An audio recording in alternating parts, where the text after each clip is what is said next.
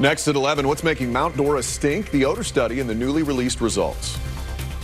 We're staying on the colder side tonight, even colder than what we woke up to this morning. More tonight. Live from clickorlando.com and WKMG. We're getting results in your neighborhood now at 11 p.m. Now at 11, get ready. There is a freeze warning up for parts of Central Florida. Frost advisories in other areas. Meteorologist Jonathan Kegas pinpoints how low it will go where you live. Also, high stakes and high cost to taxpayers. How a local county and a local city are both making sure they live up to a new state law aimed at cracking down on homelessness. I mean, it's getting to the point that we're going to sell our house, and leave because it's just, you just can't stomach it anymore. New at 11, an update on a smelly situation that has one local city holding its nose. Turns out a wastewater plant may not be to blame.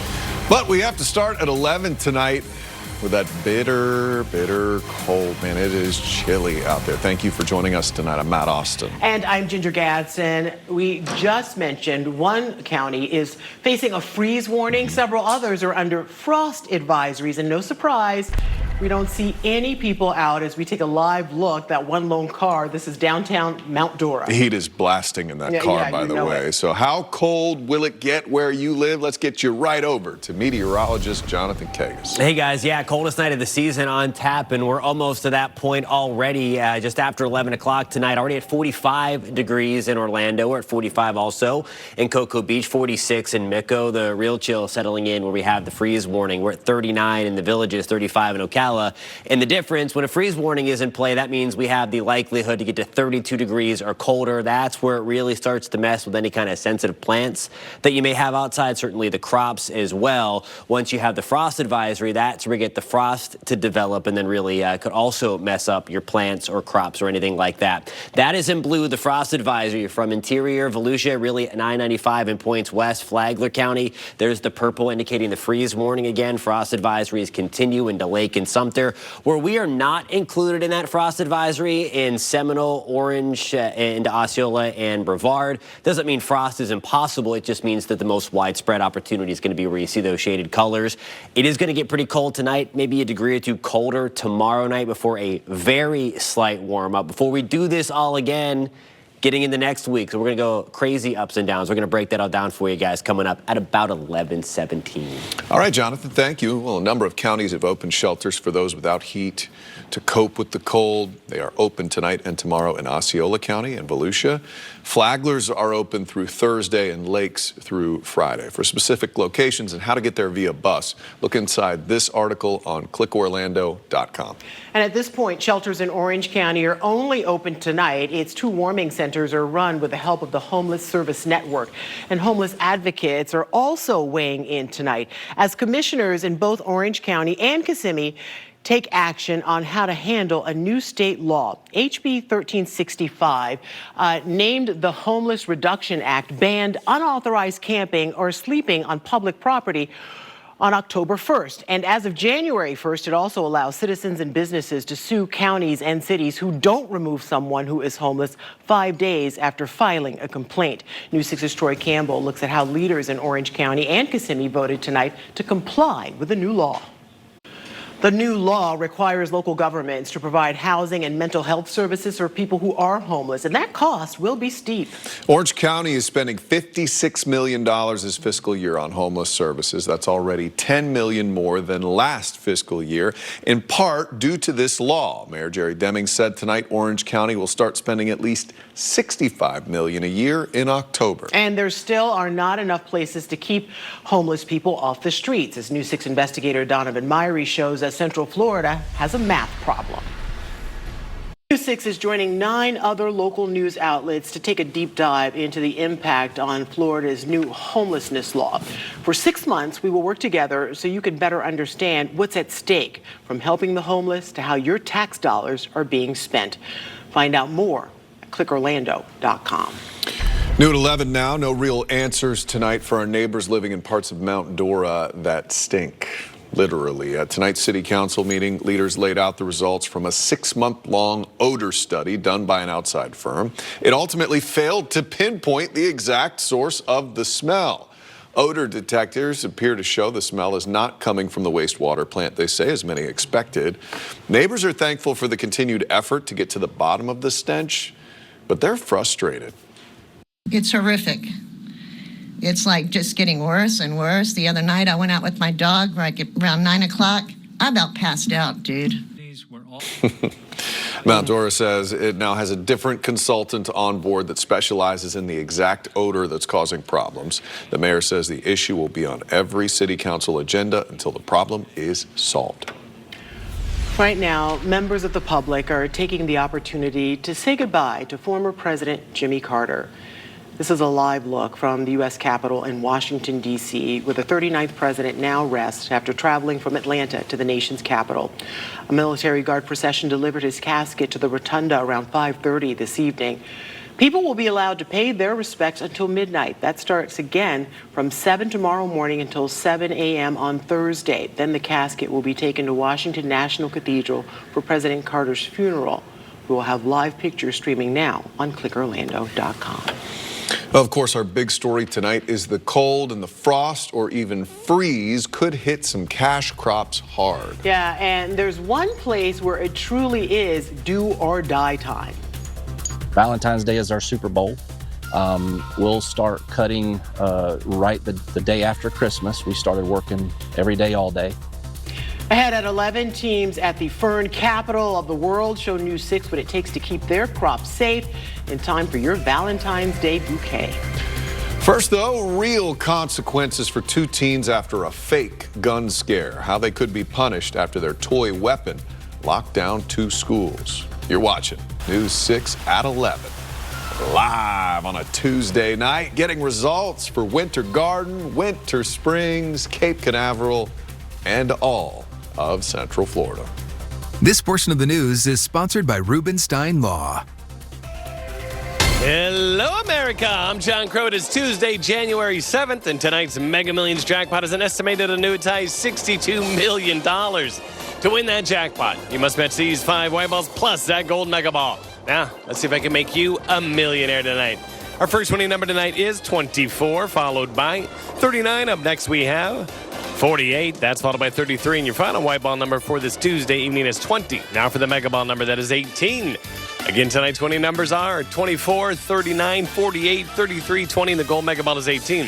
Now, if no one matches all 6 numbers, Friday's jackpot could be more than $77 million. Good luck and play on, America. As a trooper, I know how every crash is going to affect your commute. So watch me on News 6 Mornings. Some would say it's a meteorologist's job to be here during the afternoon showers and major storms. But we disagree. It's not just a job, it's our passion. We work hard analyzing the most advanced maps, radar, and data, bringing you a blueprint so you can take on the day with the ones you love. Getting results by keeping you safe. That's our passion, and that's just what we do. Now at 11, fallout from a local school scare. 2 high school students are now facing charges after they were spotted just off campus firing a weapon. It turns out it was a toy gun, but officials are taking it seriously. The scare caused a code red lockdown at both Lake Brantley and nearby Forest City Elementary yesterday. News 6's Catherine Silver is at Lake Brantley High School looking into what happened and the consequences those teens now face. All right, let's get back to tonight's big story, the crazy cold weather. It's not supposed to happen here. No. Freezing temperatures have growers and farmers. Yeah, if you think we're wigged out about it just because we have to walk to our cars through it, farmers work it out having to work overtime to try to protect their livelihoods. Yeah, and that is nowhere more true than the town of Pearson. That town in Volusia County is known as the fern capital of the world. And with ferneries already hit hard by Hurricane Milton, they have to act now to keep the cash crops safe ahead of Valentine's Day. News 6's Molly Reed first saw it and what it takes to make it happen.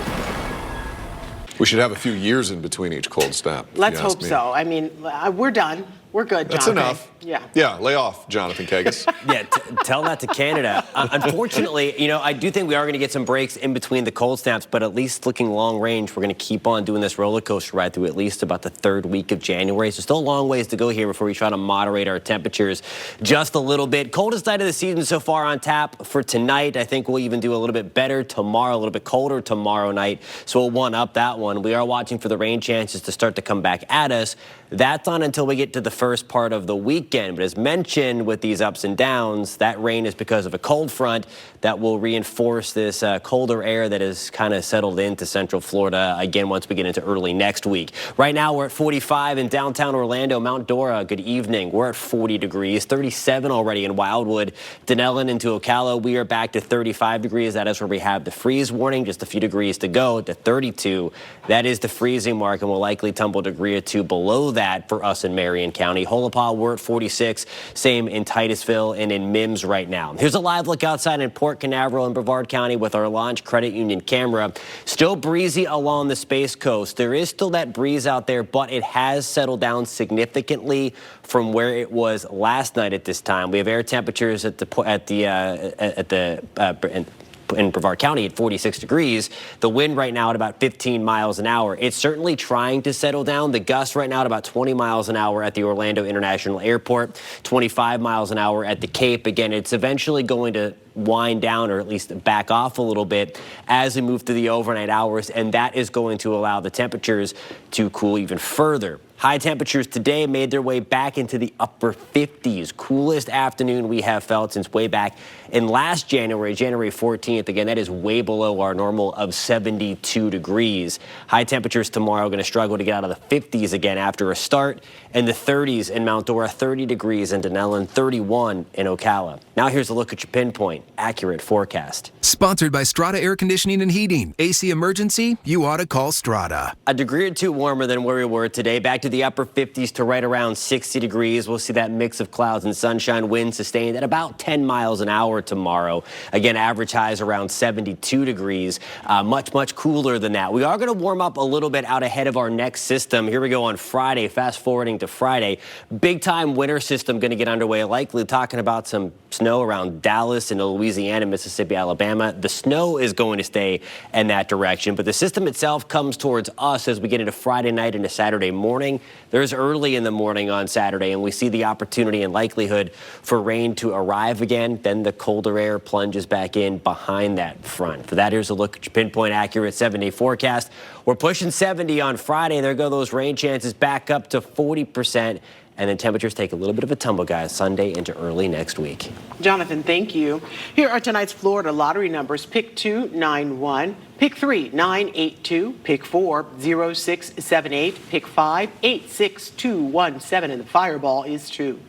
Jackpot triple play is 31, 40, 29, 4, 22, and 27. Fantasy 5, 34, 28, 26, 12, and 20. And cash for life is 5, 22, 24, 53, 56, and the cash ball is 4. Good luck. Well, there are two kinds of critters coping with the cold. He doesn't mean us. On one hand, you have the manatees huddling for warmth. On the other extreme, a pair of panda cubs who just can't get enough. Their first snowfall in the States. Next. This portion of the news is sponsored by Freedom Health Medicare Advantage Plans. I gotta get things started.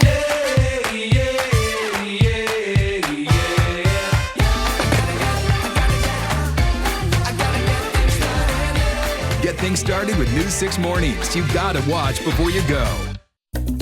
Whoa, what is happening? We're packing up our newscast and taking it on the road. So let's go. Every month, we're broadcasting from a different community. Want us to come to your neighborhood? Go to clickorlando.com/hitstheroad and tell us where to go next. Trooper Steve on Patrol is sponsored by Gibson Truck World. We are the king of trucks.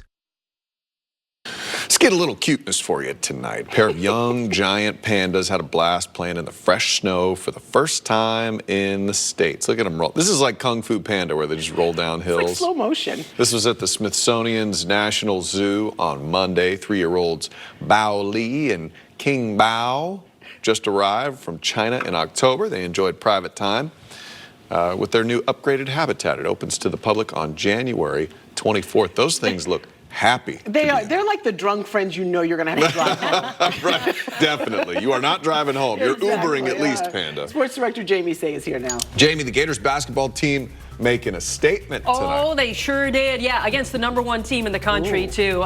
Here is an indication of how well things went. It was great to be a Florida Gator tonight against the Tennessee Volunteers. The last time a #1 ranked team lost as big as the Volunteers did tonight in Gainesville, it was back in 1968. Highlights of this one coming up next. See Ginger Gadsden only on News 6. Please, I beg you, stop watering your lawns in the middle of the day. You're wasting about 65% of your hard-earned water. I know having a pristine lawn, bright green, is ideal, but we've got to be smart about it. So let me explain. The ideal sweet spot for watering your lawn efficiently is between 4 a.m.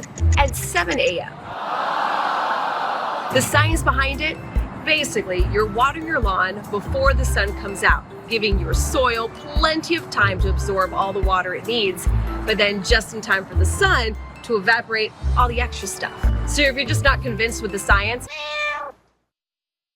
let's say you pay $100 a month for your water bill. So when you water your lawn right smack in the middle of the day, not only are you wasting water, which of course is wasting your money, but you're also just letting all that water evaporate into the atmosphere.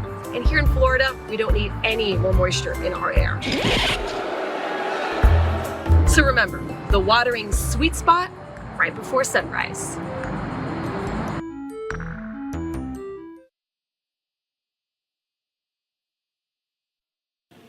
There was a beatdown at the O-Dome tonight, courtesy of the Florida Gators. The top-ranked Tennessee Volunteers arrived in Gainesville undefeated, but they did not leave that way as the 8th-ranked Gators make a statement at the O'Connell Center tonight. The Valkyries will play all 14 of their home matches at UCF's Addition Financial Arena this year, but it's a lot of fun. Yeah, they debuted a Some lot athletes. of fanfare last year. Those People ladies are loved it. tall. I mean, they're the best volleyball players in the world. Yeah, awesome. All right, thanks, Jim.